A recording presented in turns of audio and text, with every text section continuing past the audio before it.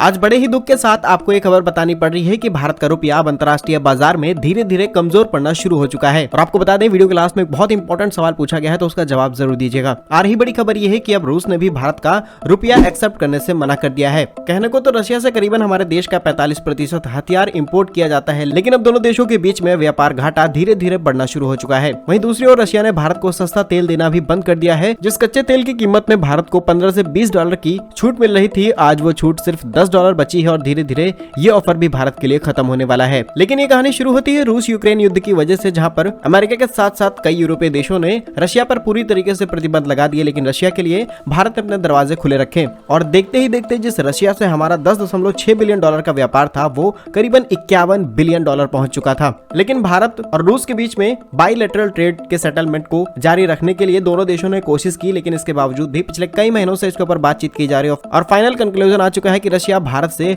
रुपए में पेमेंट नहीं लेगा। एक्सपर्ट के मुताबिक आज भी इंटरनेशनल में जो बड़ा ट्रेड है वो डॉलर के माध्यम से किया जाता है, लेकिन अगर भारत से रशिया रुपीज लेता है तो उनके पास करीबन 40 अरब डॉलर के रुपीज मौजूद हो जाएंगे। वहीं दूसरी ओर भारत के अंदर ना तो कोई बड़े नेचुरल रिसोर्सेज हैं, इसके अलावा ना ही हमारी मैन्युफैक्चरिंग सेक्टर उतना ज्यादा ग्रो हुआ है। इसके चलते हमारे करेंसी की वैल्यू भी धीरे धीरे घटती चली जा रही है डॉलर के सामने, और यही वो बड़ा रीजन है जिसकी वजह से रशिया ने भारत के रुपये को एक्सेप्ट करने से मना कर दिया है। जहां इसके पीछे का एक और बड़ा कारण है कि ग्लोबल एक्सपोर्ट मार्केट में भारत का सिर्फ 2% हिस्सा है, जिसकी वजह से हमारा रुपया डॉलर के सामने धीरे धीरे फीका पड़ रहा है। लेकिन इस बीच एक और बड़ी खबर सामने निकल के आती है कि चाइनीज युआन की वैल्यू अब धीरे धीरे बढ़ रही है और रशिया रुपीज तो नहीं लेकिन युआन की पेमेंट लेने के लिए तैयार हो रहा है। आपको बता दें, अभी तक ऑफिशियली कोई स्टेटमेंट नहीं आया है कि युआन में पेमेंट रशिया करने वाला है, लेकिन जिस तरीके से थर्ड पार्टी से रिपोर्ट सामने निकल के आ रही है कि युआन में रशिया और चाइना के बीच में एक बड़ा ट्रेड हो सकता है। ओवरऑल इस रिपोर्ट की बात की जाए तो कहने को तो हमारे पास यूपीआई का एक बहुत बड़ा नेटवर्क है, हम बिलियंस ऑफ डॉलर का ऑनलाइन ट्रांजेक्शन कर रहे हैं, लेकिन जब तक हमारे देश के अंदर बड़े स्केल पर प्रोडक्शन नहीं होगा, मैन्युफैक्चरिंग नहीं शुरू होगी, हमारे देश की